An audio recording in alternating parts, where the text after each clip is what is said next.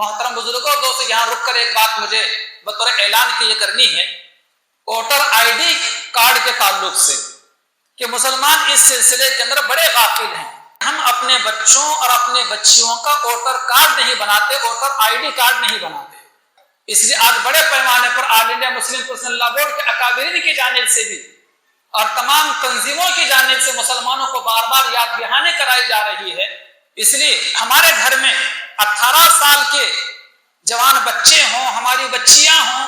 اور جو ہمارے قوم کے نوجوان تعلیم یافتہ نوجوان بچے ہیں،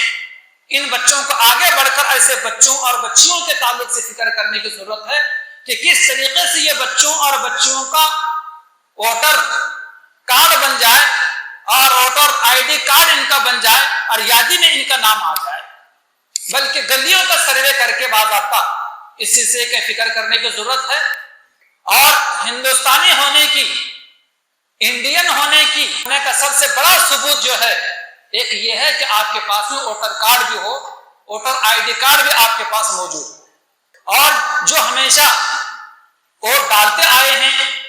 اور ہمیشہ ڈالتے رہتے ہیں،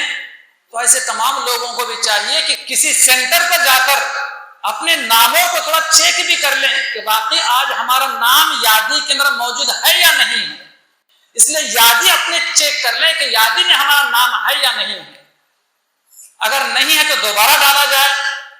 اور جن بچوں کے خاص طور پر جن کی عمر 18 سال ہو چکی ہے اور جن بچیوں کی عمر 18 سال ہو چکی ہے، ان تمام بچوں اور بچوں کے نام کا ووٹر آئی ڈی کارڈ ضرور بنائیں۔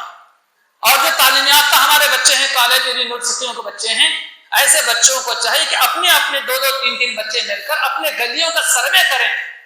اور جن کو ہوش نہیں ہے، شعور نہیں ہے، معلومات نہیں ہے اس کی اہمیت، جن کو معلوم نہیں ہے ان کو اس کی اہمیت بتلائیں کہ ہمارے گلی کا، ہمارے محلے کا، ہمارے شہر کا کوئی مسلمان 18 سال کا بچہ اور بچی ایسی نہ ہو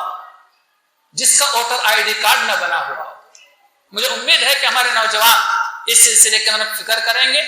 اور خاص طور پر ہمارے بزرگ حضرات ماں باپ بھی اس تعلق سے فکر کریں گے کہ کس طریقے سے ہمارا ووٹر آئی ڈی کارڈ بن جائے